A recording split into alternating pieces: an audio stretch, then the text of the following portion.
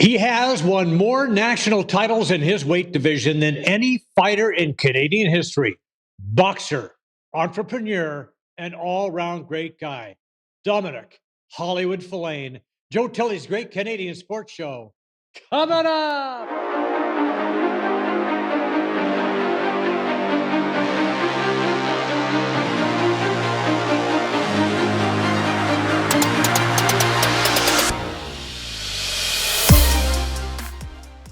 Our guest today was born, raised, and is the pride of Schreiber, Ontario, a 10-time Canadian champion, a 2-time medalist in the Commonwealth Games, a 2-time Olympian. He fought the great Floyd Mayweather, an entrepreneur, owner and founder of Hollywood Filane Sportswear and Embroidery. He was recently inducted into the Canadian Boxing Hall of Fame. Ladies and gentlemen, Domenic Hollywood Filane Figliomeni. Nice to have you here, Dom. Great to have you on the program. Well, thanks a lot, Joe. It's an honor. It's an honor. And I don't know if you remember this, but my first time on the national team, first interview I ever did was at 1989 at the Canada Cup, and that was you.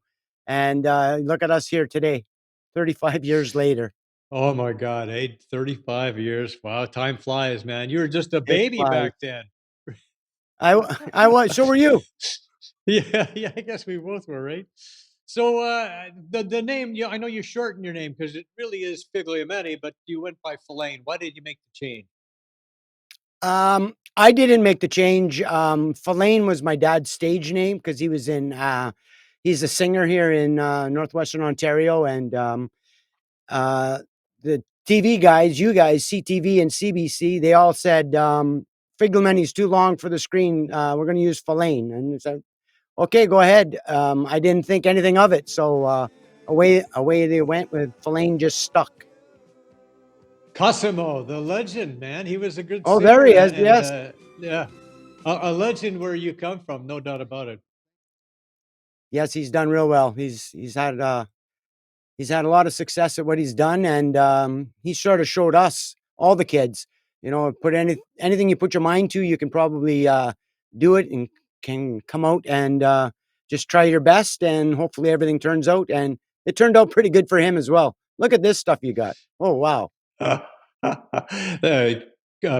Vic. Wow. Vic has done a Way to good go, job Vic. here collecting. Attaboy, Vic. Yeah, Awesome. our producer. So your dad chose singing. You chose boxing. Why that particular endeavor? Well, I got into boxing because the story goes I was getting too small for hockey and I couldn't sing or dance like my dad. So we decided to try boxing, and it went from there. But I was a cocky kid growing up. I was small, and a lot of the stuff that I said got me in trouble on the way home from school. So I figured I better learn how to fight a little bit. And from the first day I stepped into the boxing gym till now, that was my last schoolyard scrap, and it was because I learned how to channel all that negative energy towards the boxing ring, and being the best fighter I could be once I got in that ring. Yeah, a small kid with a big mouth that could be detrimental to your health unless you know what you're doing. Very much so. And actually, the boxing probably did the same thing for me. Made my mouth a little bit smaller. You know what I mean? It's you don't have to chirp so much when you tend to know what you're doing. So you were a big fan of the Rocky movies. I know that. You have got lots of Rocky paraphernalia at the Hollywood Filane shop. There's even some video of you wailing away on a side of beef. So, first of all, was that helpful for you?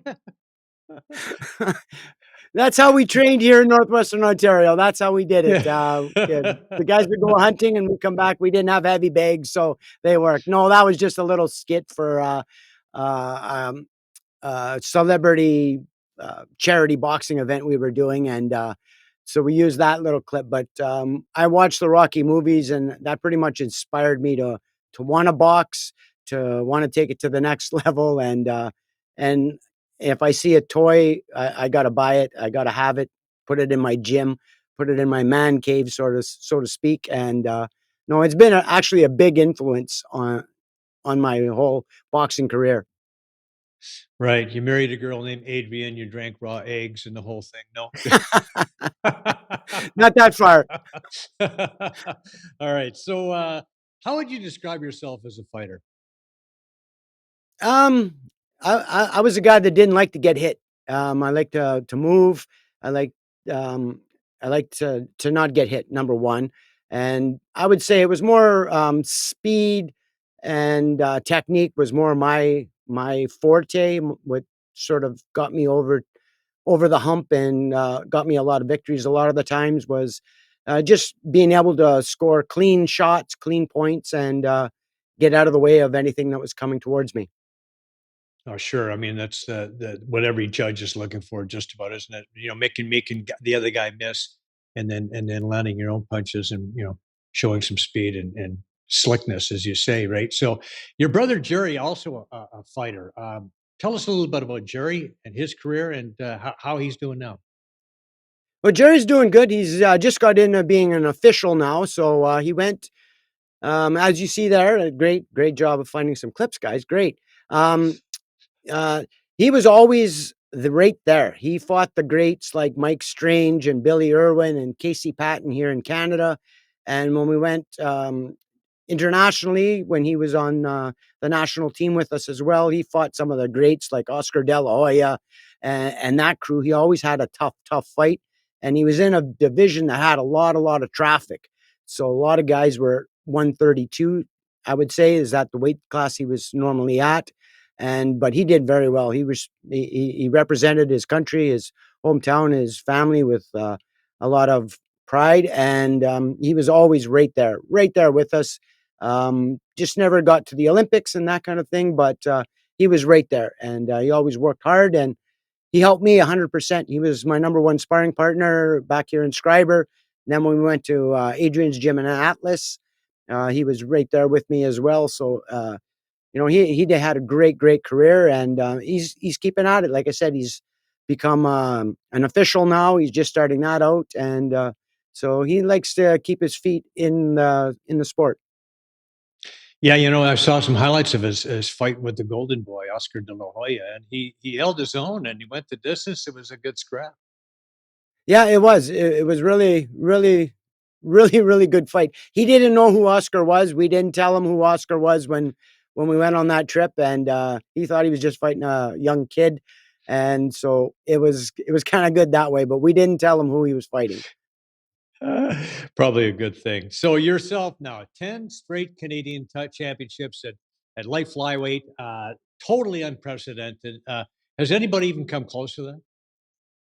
Um, Not in the same weight class, I don't think. Mandy Bujold, she's always moved up a little bit, and Mike Strange moved up to different weights, but they've won their handful of titles as well. So yeah, but being in the same weight division and to do it 10 years in a row, I'm pretty sure that's not been done. No, George Chuvalo was Canadian heavyweight champion for 21 straight years. But, Yeah, that's he didn't have amazing. to defend the title every year, and he fought a lot of different guys along the way. It's just nobody would challenge him for many years, right? So that's how it Yeah, kind of came down 100%. for Yeah, him.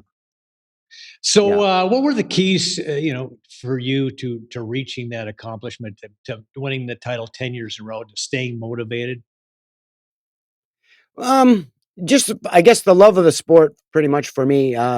And I had good guidance with Adrian Rescue, as you know, one of the best coaches in all of Canadian history, I would say. Um, he kept me motivated. He kept me reaching different goals, setting out different goals for me, and you know, eh, and just the love of the sport. I always said when it's time to leave is when I'm not having fun at it anymore, and I had a fun at it for a lot of years. You brought up Adrian. How important was it to have a guy like Adrian in your corner, and what impressed you the most about Adrian? His knowledge of what's going on inside the ring, when you're there, when you're um, when you're a little bit, you're in a fight, you're in a tough competition, it's in between rounds, you're not doing quite as well as you thought you should be doing, and he brings you down, he gave you the right advice. what to do, where to do it, when to do it, those kind of ideas. I mean, he was just so filled with so much knowledge um, in the boxing aspect of everything. So training wise, in the ring, just lifestyle wise, he mentored me right from the get go that I got into Toronto, and great man, and he did. I owe everything to him as well. So take my hat Yeah, off it to was him. a lot more than just hey man, be first, keep your hands up, and away you go. Yeah, it sounds like 100%. he Yeah. touched every aspect of your life, and yeah, I knew Adrian well too. I mean, I don't know if Yes. I interviewed anybody more in my career than Adrian because he'd call me every time he had another fighter coming up or something else going on. So you first Yeah. made the And you were always in the Canadian. gym. We always seen you in our gym. So I mean, that was Yeah, awesome too. So yeah. Well, it's it was the place to go for me. It was always a place I felt comfortable. So you first made the Canadian team in the late 1980s. We talked about this earlier a little bit. Yeah, we have a clip here from the 1989 Canada Cup. That impressive Canadian team and interesting broadcasting tandem. Let's roll that clip. In 1988, Canada took home 8 gold medals from this competition and went on to an impressive performance in Seoul, but in spite of this, is a rebuilding year. That's right. We've lost Lennox Lewis, our big guy. He's turned professional, as has Egerton Marcus. So we've still got a tremendous supporting cast, an old familiar face in Ray Downey, an exciting young fighter, won a bronze medal in the light middleweight division in Seoul. Also, Domenic Filane looks great. Mark LeDuc, the Fighting Johnson kids out of Kitchener. We've got an exciting lineup. We've got a lot of hot prospects here ourselves. One thing that separates a Canadian team from some of the others is camaraderie. These kids have a genuine respect and admiration for one another. For a team that'll be traveling the world together between now and 1992, this fellowship is extremely important. Adrian Teodorescu, who coached Olympic medalists Lennox Lewis and Egerton Marcus, says the value of camaraderie cannot be overestimated. It's very important because they help each other and morally they support each other, and that's very, very important for our team to be the cohesion of the team. They help you when you're going to the weigh-ins and stuff. Procedures you're not aware of and you're not too familiar with, they're there right to help you. You know, they've been here before. They know what it takes to win these tournaments. And they're right there for you. You know, when you have to be in the sauna or lose weight or whatever, they're right there with you. You know, just can't ask for a better bunch of guys. Looking back, I mean, you remember that team for so many years. It was such a great. What made that Canadian team so special? yeah, it was just yeah, I can't put my finger on it, but it was the word you came up with was camaraderie, and that was the first time I heard that word, and I didn't really know if I was answering the question right or not, to be honest with you, Joe, at the time. But our team had that. It was everybody was working towards the same goal. Everybody was helping everybody along the way. One guy was having trouble, the other guy would step in and try and help him out and stuff. I think that was the chemistry of that team was just the everybody got along. Everybody was great friends on that team, and I think that helped us all the way. I mean, there's a lot of talent on that team, but just everybody sticking together, everybody trying to work for the same goal. That was the key. I'm almost 100% sure of it. We're missing that today. How hard would it be to get that kind of, that kind of, well, the success the Canadian boxing team had? How hard would it get back to get back to that point? I'm not sure. I've been out of it for a long time, at that level of seeing what's going on. At the beginning, I didn't like a lot of what I saw, moving guys from their hometowns to Montreal or to one specific spot. It was guys that it didn't seem like the guys were together enough. Whereas we were gone for 2-3 weeks at a time at a training camp, and then we were on to the tournament, and we were home for a couple weeks, and then we were back together as a team at another training camp. Um, I think that's what it's missing is having the group together. Um, but again, I can't put my finger on it 100%. What could make them great again? Because we do have the talent. You see it. The talent is there. It's just a matter of molding it and trying to get it to that next level. Floyd Mayweather, one of the greatest of all time. Many people feel he might just be the greatest pound for pound fighter of all time. He retired undefeated, absolute legend, but you fought him in the amateurs. And tell us about your fight with Floyd, the legend himself. And you did very well in this fight, extremely close. What did you know about Floyd heading in, and what did you think of him when you fought him? Well, going into that fight, I was fighting for Detroit, representing Detroit at the USA Golden Gloves, and this was my second trip or third trip to the Golden Gloves, and I've been in the finals of the Golden Gloves every year I went, and they were telling me, okay, you got to fight this guy from Michigan. I had won a couple fights already, and I just got back from the Olympics. I'm pretty sure it was around '93, and I was full of confidence the whole bit. And they said, well, you got to watch this kid. This kid's going to be good. He's going to be slick. I said, yeah, yeah, yeah. He's just a kid. Like, it's just another stepping stone. When I got in that ring with that kid, he was a kid, but he was smooth. He was hard to hit. He kept coming at you. It was the stuff that I normally do. He was doing it to me. So it was an eye opening experience. And right away from round 30 seconds of round one, I knew I got to be on the top of my game for this fight. And he was young, so he was only going to get better. Right. He won a 3-2 split decision. Could have gone your way easily. That close. Did you have any inkling at that point that this kid could become, perhaps the greatest fighter of all time? N- yes and no. Yes, because he was so smooth in there. He was for a young kid, so hard to hit. Then you find out later, like his dad and his uncle that were working the corner. His dad was in the corner. They were great, great fighters. So I mean, he had all the tools to become one of the greatest fighters of all time. I didn't know it at the time because I was selfish. I was just worried about I lost. I'm not getting that big trophy that they were handing out. And at the time, that's all I was worried about. But watching him go, and we watched him on the national team. He was on trips with us and stuff. We went to the World Championships in Germany with him, and got to know him on the amateur level quite well. And after he lost a very, very controversial decision in '96, we met out in the security area of the Olympic Village, and he was just getting back, and we gave each other a big hug. He was crying because uh, things just didn't go his way. Should have won, I thought, but just trying to console him a little bit there. And that was the last time I seen him was at the Olympics, and it's surreal now to think that I had that encounter with a guy like Floyd. And some of the guys that that have gone to training camps and to his training camps to help him prepare for fights, they would Floyd would find out they're from Canada, and he would say, "Oh, do you know Domenic Filane?" And so that's still kind of humbling to know that he still remembers my name. Yeah, that's pretty cool. I mean, not many can say that for sure. So, you've had a number of brushes with greatness and people that are well known, including, of course, the Queen, the former Queen, the late Queen Elizabeth II. And there we are. So, not too many can say that. Tell us about this encounter with Her Majesty.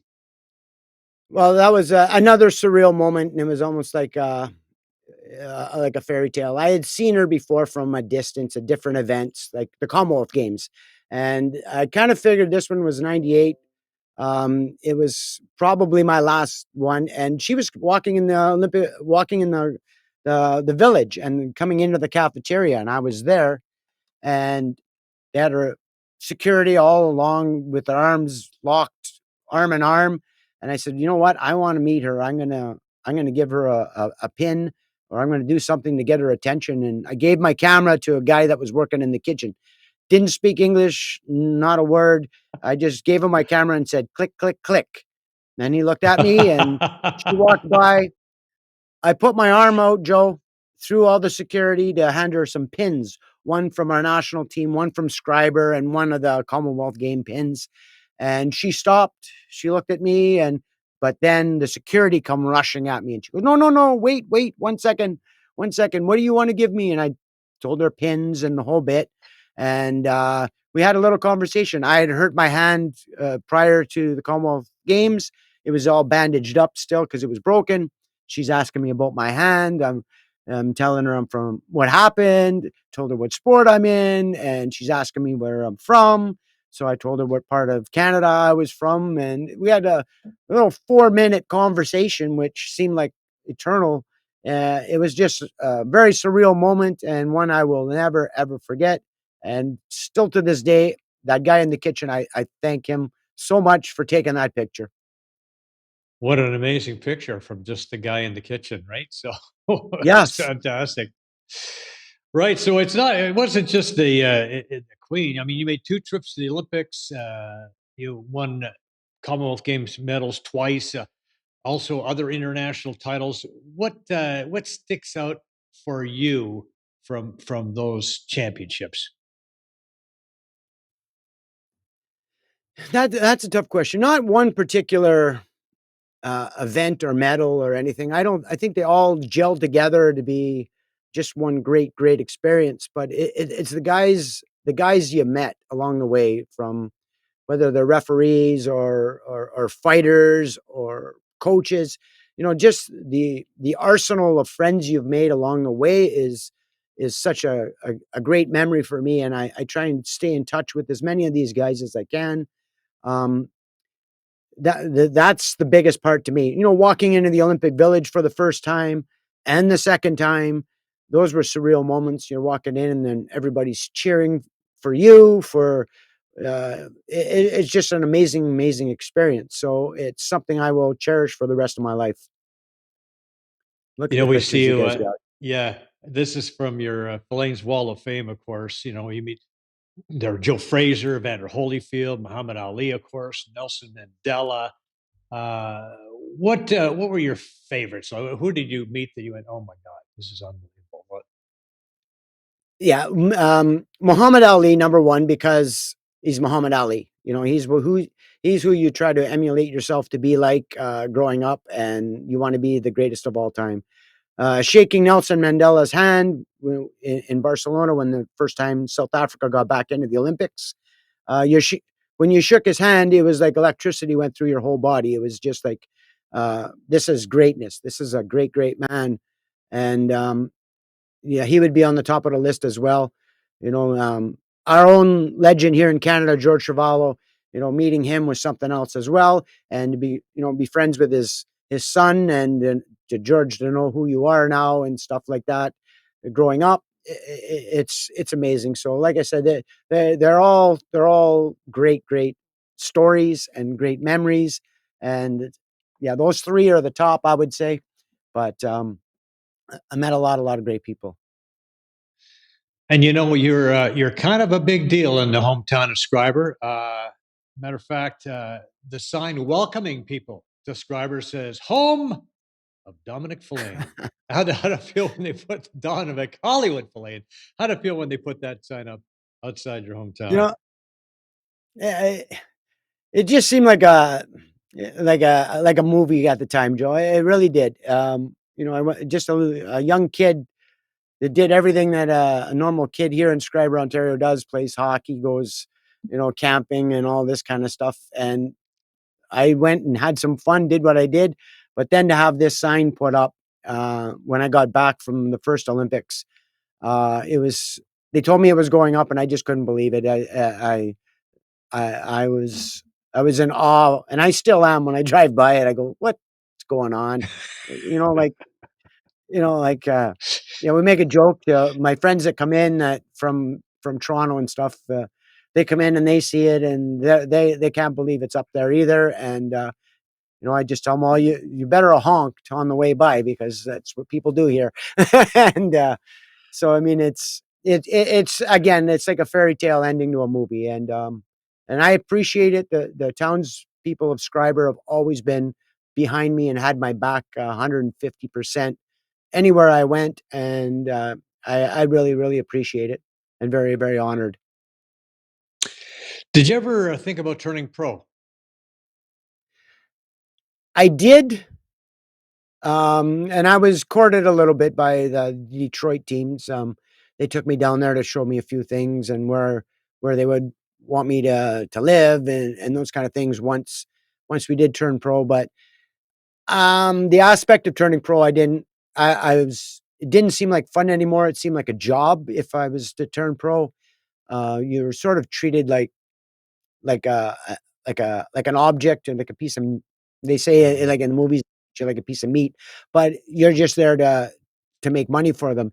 Um, I was enjoying what I was doing. I was traveling the world, meeting all these different types of people, making friends all along the way. I was having a great time, and I didn't want it to be like a job. I wanted to have fun at it, and to make money. I'll do something else outside of the ring that's not going to get me hurt. Right. And that is the thing, right? You can get hurt. You don't You play could get hurt. boxing. You Yeah. play other sports, but No. boxing is a pretty serious game to play. So you won the title 10 years in a row. Did you finally just decide it was time to hang him up, or did you eventually lose the title? Um, yeah, I lost the title.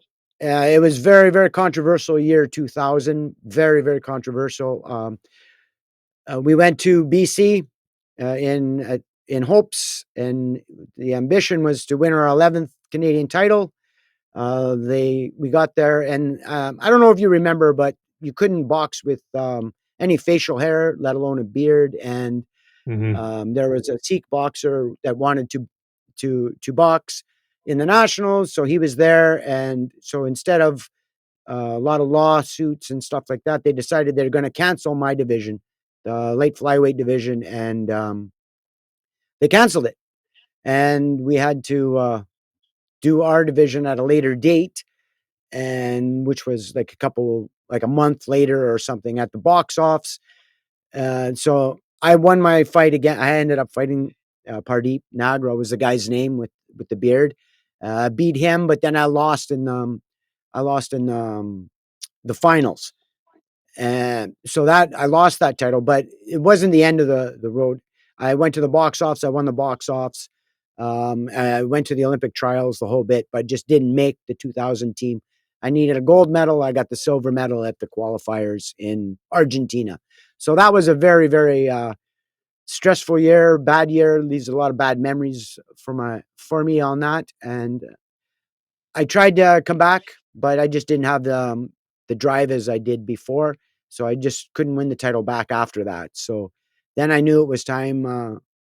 It's time to go. I had a great run at it. I had a lot of fun, met a lot of friends, and it was time to go. Yeah, and it's I guess it sounds like your heart wasn't quite in it anymore. And again, we talk about boxing being the kind of sport where if you're not all in, you could be in some trouble. So, Yeah. it's all in or not in at all. So, but you know what? Things have worked out obviously pretty well for you. I mean, you opened up Filane Sportswear, embroidery, and the company's done very well. Tell us about the company. Well, the company was brought on pretty much through boxing as well. We couldn't get. There was four of us at the Atlas gym that wanted some embroidery done, and nobody would do it for us because they wanted 12 and 24 and 50 pieces. So I said, "Oh, there might be a little niche for me here, because there's lots of people that want little item stuff, low minimum." So I started it out and started selling to all my boxing friends, and then hockey teams, and then to businesses, and it just kept growing. It's been growing and growing and growing. We're pretty much where we want to be right now. We're just making a living, um, and but it's a lot of fun, and no project is the same usually, so it keeps your day a little bit interesting. And you sponsor a team called the Filane Falcons. Tell us about the Falcons. We actually have some video of your son CJ banging in Okay. the game winner. Where was this tournament at? Well, this is the men's league tournament that we host. Flames Fallen Rock Minor Hockey. They host a tournament every year, and that is my son. He scored the winning goal against my uncle's team. I mean his uncle's team. So that was a big, Right. that was a big goal. But Fallen Rock Minor Hockey started. The Flames Falcons started. My dad wanted to start a team for kids that didn't have the resources to play hockey or weren't good enough to play hockey, and they were left like on the bench and weren't playing. So he developed a team, and it's grown from there. And now we have a junior B team that that is doing quite well. And my son plays on that. My son Nick CJ played on that before. It's run by my brother Mario. It's a family endeavor, and it's just been going for years, and just have a lot of fun at it, and just try and do the best we can at it, have fun, and give the kids an opportunity to play some hockey. I'm guessing that leaving Schreiber was never something you even considered. I mean, the family ties that you have there, was that ever something you even thought about? Not really. We went away to school at Seneca College. Wanted to try something different to bring home to the family type business because my dad was already in business. He had gas stations, and I was pumping gas, and I wanted to find something in Toronto to bring home and sort of enhance the family businesses, and maybe not pump gas anymore. So I come up with Hollywood Filane Sportswear, and I'm still pumping gas. Don't get me wrong, but a little bit different here. Right, right. Pumping the program. It's also, we actually, I mean, talk about family. You just posted this a couple of weeks, well, about a week ago. The family decorating the Christmas tree. Here we go. The family. Tell us about the family, the Filane family, the Fighting Yeah, Filanes. the fighting Filanes. Yeah, we have a lot of fun. We have a lot of fun. They're all doing their own things. I mean, they're all into hockey.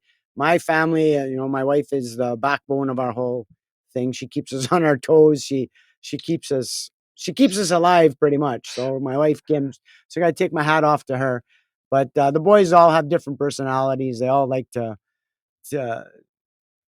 to play fight with each other. Sometimes it gets a little bit more serious than it should, but it's they're having fun, and it's just we grew up with a big family bond. I came from 6 boys and 2 girls in our family, and 8 kids, so we were always playing together and working together, and we're still tight knit. So proud they must be of you, Dom. So a few weeks ago, you made the trip to Sarnia for the 2024 Canadian Boxing Hall of Fame induction ceremonies. An impressive group, a number of former greats on hand, teammates Egerton Marcus, Jimmy Pagandum, Mike Strange, of course, Troy Ross, Sonny Wong, Manny Bujo was there. Tell us about the honor of being, by being honored by the Canadian Boxing Hall of Fame and seeing all your old pals. It's a huge honor, and it I never ever thought I would ever be here in that Hall of Fame. Now have your name etched on the wall with Lennox Lewis and all the greats that you just mentioned. It's a surreal feeling, and I don't even know how to describe it. But just walking into that venue and seeing all your old friends that you hadn't seen in 30 years, Joe. I mean, some of them, like Ray Downey, I haven't seen him since the 92 Olympics. And to see all these guys and to catch up right where you left off, it was like you hadn't seen each other since breakfast. It was an amazing, amazing experience. And it's one I will never forget. My whole family, all my sons and my wife, they all came down with me, so they got to see and hear some of the stories that I've been telling them. Now they actually believe them. They thought they were just jokes, Right. or so. I mean, to see what the camaraderie that we have amongst each other, and my brother Jerry came down. He wanted to be part of it too. He wanted to come and relive some of that moment, and I was grateful him and his wife came down. My other brother from Toronto, he came down as well. So, a lot of support, and it's going to be another event I'm never ever going to forget. Wow. It's so, I mean, that you talk about the bonds. I mean, I guess there's bonds in every sport, but it just seems to be a little bit deeper and a little bit, no, I don't know, and more intense when it comes to boxing, doesn't it? It does. I'm not. I don't know how to explain it. I don't know. It just seems like everybody know when you're in that group. We call it the brotherhood sort of idea.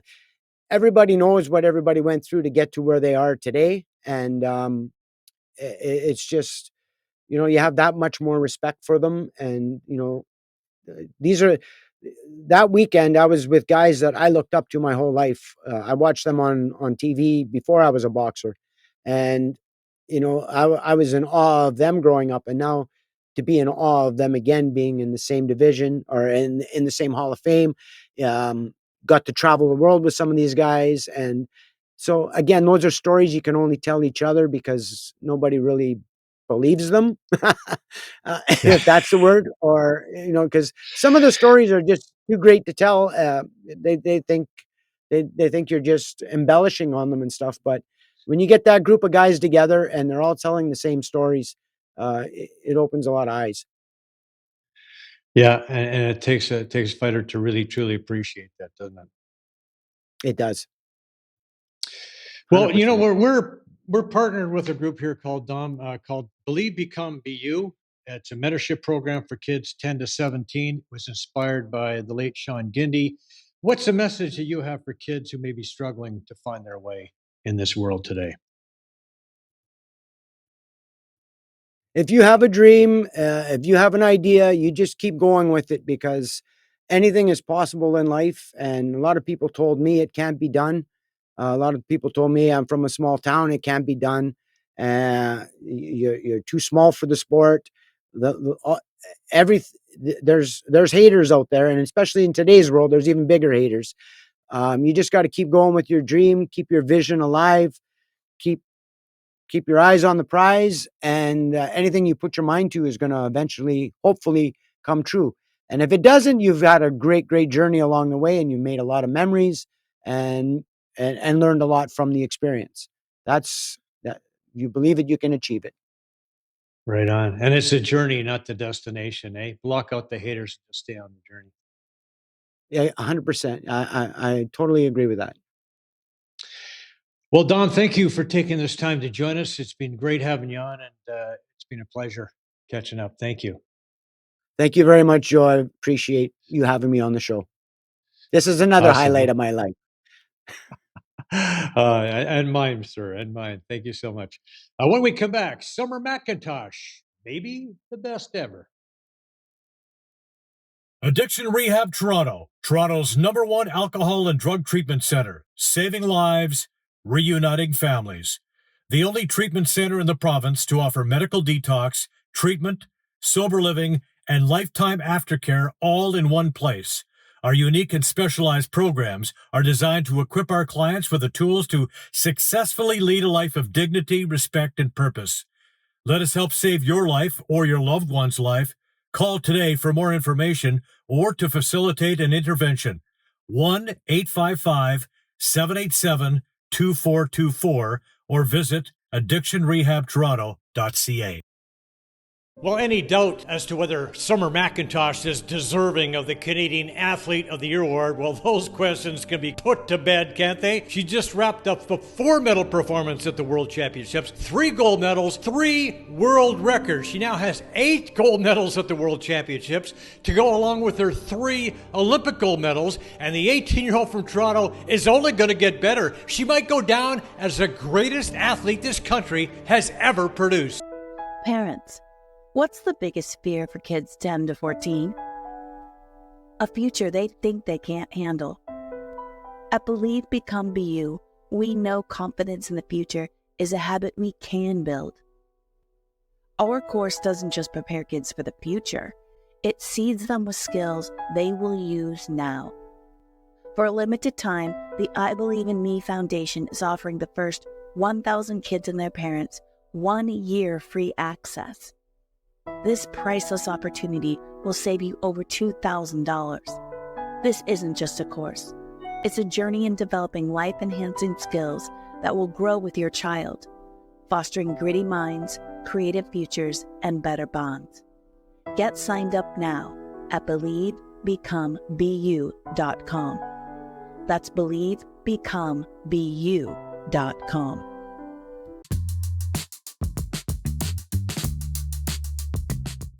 Hi, I'm Joe Tilley, and I want to tell you about the painting pros.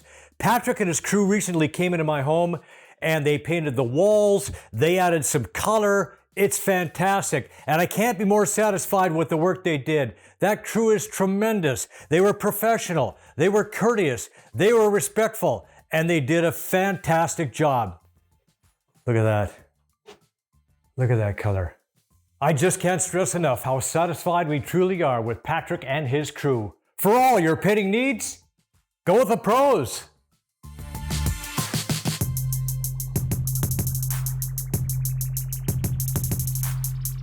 And we want to thank all the folks who make this show possible. These are friends, trusted business associates, and all-round great people. We highly recommend their services. Thank you for your support of Canadian sports. A reminder that the show is available on iTunes, Spotify, Breaker, wherever you get your podcast from. Also, check out the show on YouTube. All of our past shows are on there. Shorts, clips, great stuff. Like and subscribe. It's absolutely free. Doesn't cost you a thing. Thanks once again to Domenic Hollywood Filane for being on the program. Thank you for watching. We'll see you next time. Brian Gribben Insurance Planning, helping you solidify your financial future. At BGIP, what we do that's unique in the marketplace is we show people how to spend and enjoy their money in the early years of retirement without the fear of running out.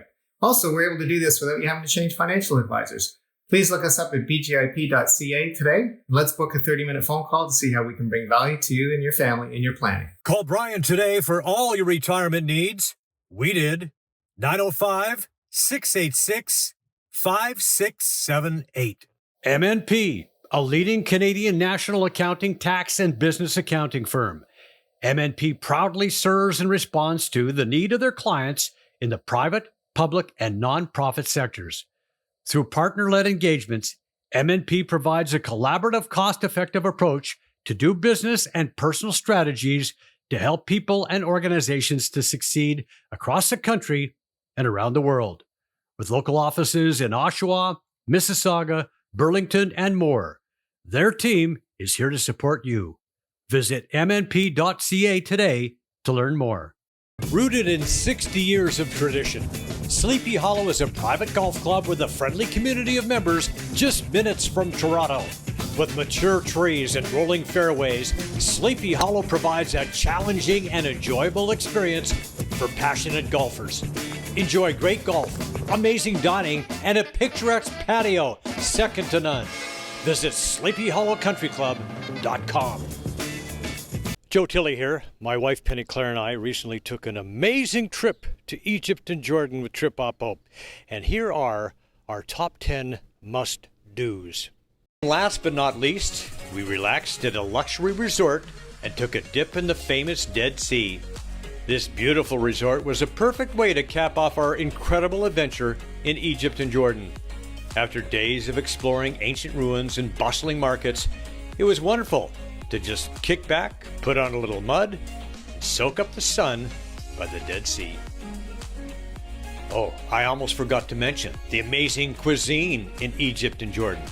Don't forget to try the delicious local food like mouth-watering Egyptian barbecue. And the best part is that our Trip Oppo tour includes almost all of the meals, so you can indulge in the local cuisine without worrying about opening your wallet. I would highly recommend that you book your next trip through Trip Oppo. Call them today. Guests on Joe Tilley Sports receive a gift certificate from Classica Imports. Top of the line imported men's clothing. Check out the Classica Essential Collection now. Go to shopclassica.com.